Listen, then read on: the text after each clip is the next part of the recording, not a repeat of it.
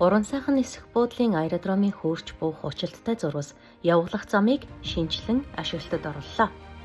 Өмнө Говь аймаг дахь Гурван сайхан нисэх буудлын аэродромын хөөрч буух хатух училттай зурвас явуулах замын шинжиллийн ажлыг 2025 оны 4-р сарын 21-ний өдрөөс 6-р сарын 15-ны өдрийн дуустал Чамбай зам компани гүйцэтгэж ашиглалтанд 2025 оны 6-р сарын 23-нд хүлээн авч нээлттэй хийсэн.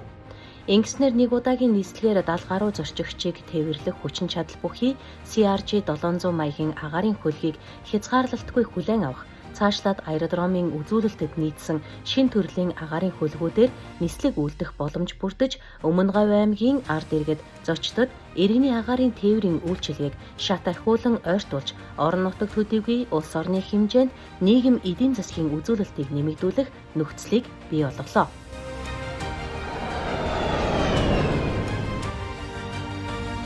Хөвсгөл аймаг дахь мөрөн олон улсын нисэх буудал Чонжоо мөрөн чиглэлийн олон улсын анхны нислэгээ амжилттай хүлээн авлаа.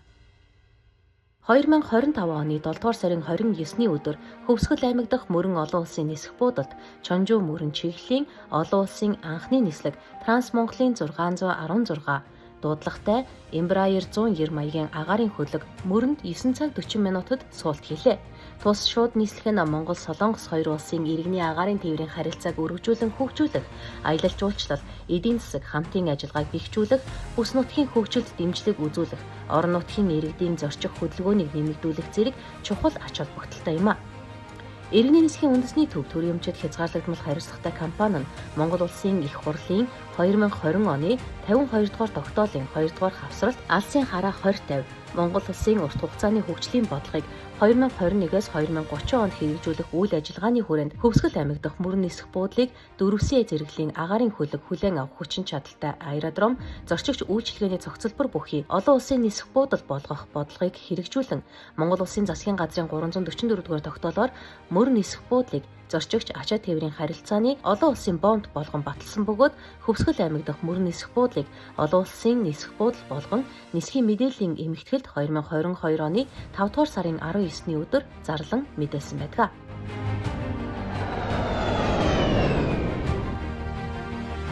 Хинтээ аймаг дахь Өндөр хаан нисэх буудлын шинэ барилга байгууламж ашиглалтад орлоо.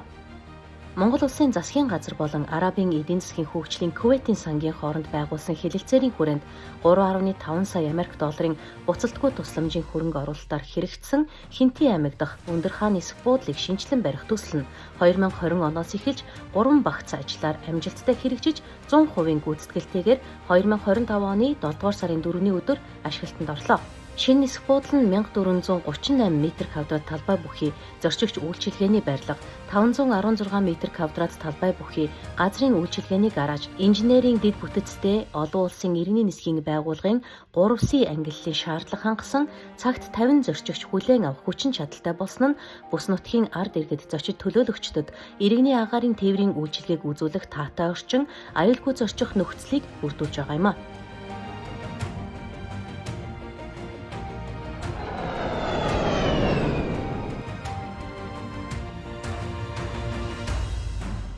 United Airlines-ийн 61 удаагийн нислэгт аюулгүй хамгаалтын үйлчилгээ үзүүллээ. Америкийн нэгдсэн улсын United Airlines компани 2025 оны 5 дугаар сарын 1-ний өдрөөс эхлэн Монгол улсаас Япон улсаар дамжин Америкийн нэгдсэн улс руу нислэг үйлдэлтэй холбогдуулан иргэний нисхийн үндэсний төв төрийн өмчөд хязгаарлагдмал хариуцлагатай компани болон United Airlines компани хооронд зорчигчийн аюулгүй байдлын үйлчилгээ үзүүлэх гэрээг 2025 оны 4 дугаар сарын 28-ны өдөр үзүүлсэн. Тус гэрээ нь олон улсын эрх зүйн хэн хэмжээнээс гадна Америкийн нэгдсэн улсын агаарын тээврийн стандартыг хангахын сацуу нэмэлт үйлчилгээнүүд тусгагдсанаараа онцлогтой юм. Тэгвэл 2025 оны 8 дугаар сарын 31-ний өдрийн байдлаар United Airlines агаарын тээвэрлэгч нийт 61 удаагийн нислэг үйлдэж нийт 6476 зорчигчид аюулгүй үйлчлэг хийж аюулгүй хамгаалтын үйлчилгээ үзүүллээ.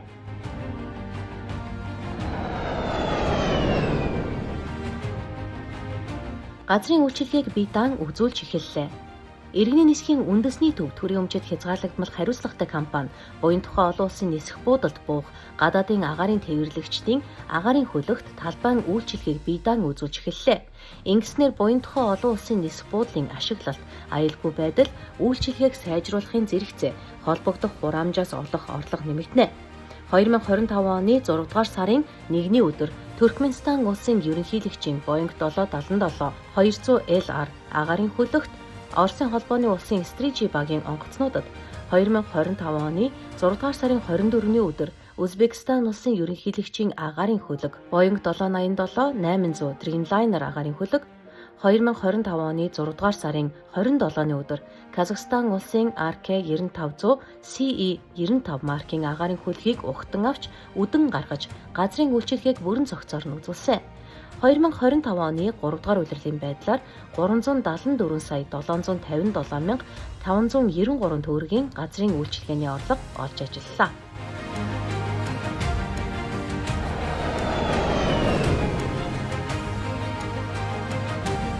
Дадлагжуурын шинжилгээг амжилттай хэрэгжүүлв.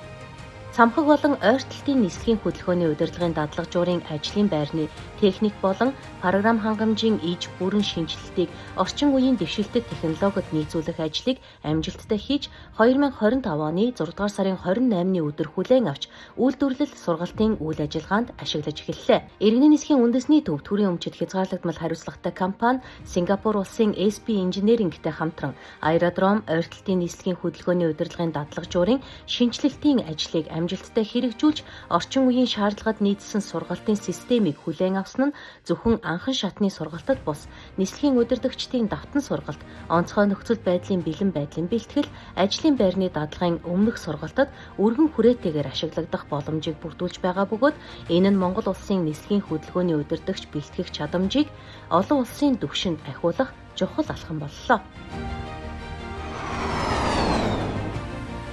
ADSB станцуудыг шинээр суйрлууллаа.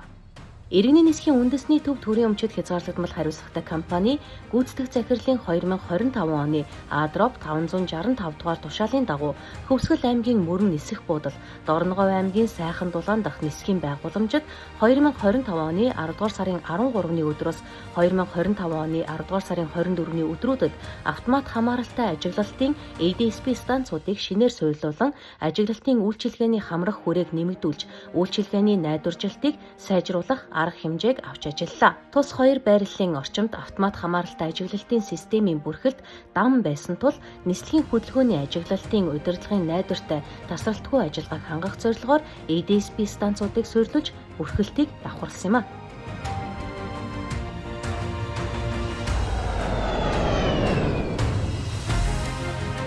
Монголдо ИКАО-гийн багш бэлтгэх сургалтыг зохион байгуулж эхэллээ.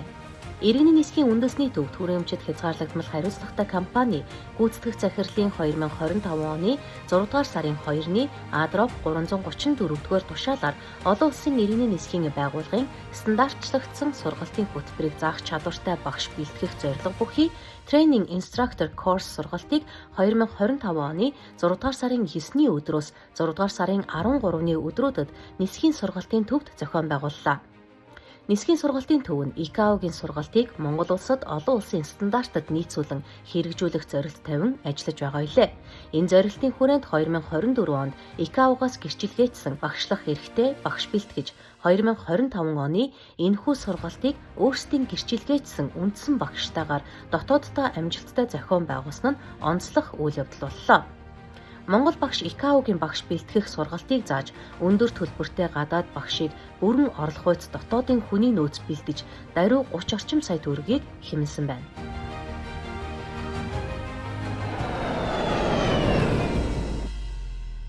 Буян тухай олон улсын нисэх буудлын барилгын их засварын ажлыг үе шаттайгаар хийж гүйцэтгэлээ.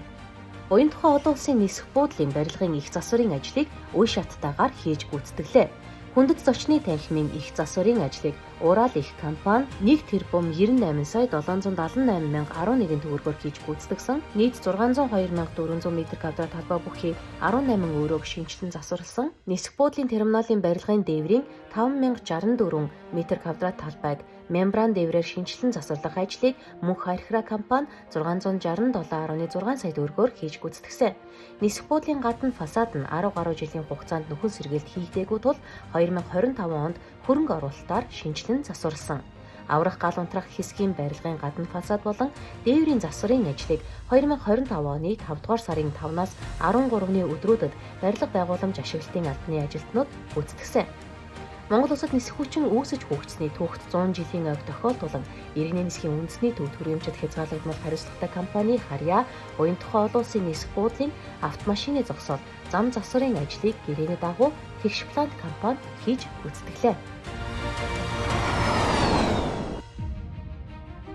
Гадаад хамтын ажиллагаагаа өргөжүүллээ. Монгол улс болон Бүгд найрамдах Франц улс хооронд дипломат харилцаа тогтоосны 60 жилийн ойн хүрээнд Монгол улсын иргэний нисхийн ерхий газар, иргэний нисхийн үндэсний төв төрөмчөд хязгаарлагдмал хариуцлагатай компани болон Бүгд найрамдах Франц улсын төрийн хөрөнгө оруулалтын банк BPI France, Францын үндэсний иргэний нисхийн их сургууль, мөн дэлхийн хэмжээний технологийн шийдэл нийлүүлэгч Thales Group зэрэг байгууллагууд хооронд хамтран ажиллах санамж бичигт 2025 оны 7 дугаар сарын 8-нд албан ёсоор гар хэсэг зурлаа. Иргэний нисхийн үндэсний төв төрөмчөд хязгаарлагдмал хариуцлагатай компани Бүгд найрамдах Солонгос улсын газрын тосны чанар хангамжийн газар хооронд 2025 оны 5 дугаар сарын 24-ний өдөр техникийн хамтын ажиллагааны тухай харилцан ойлголцлын санамж бичиг байгууллаа. Мөн энэ өдөр Таиландын хаант улсын Aeronautical Radio Thailand компани хооронд хамтын ажиллагааны санамж үзэсгэллээ. Эдгээр санамж бичгүүдийг байгуулснаар Монгол улсын иргэний нисхийн салбарт урт хугацаанд хамтран ажиллах, хамтын ажиллагааг стратегийн түвшинд шин шатанд гаргах зорилготой юм а.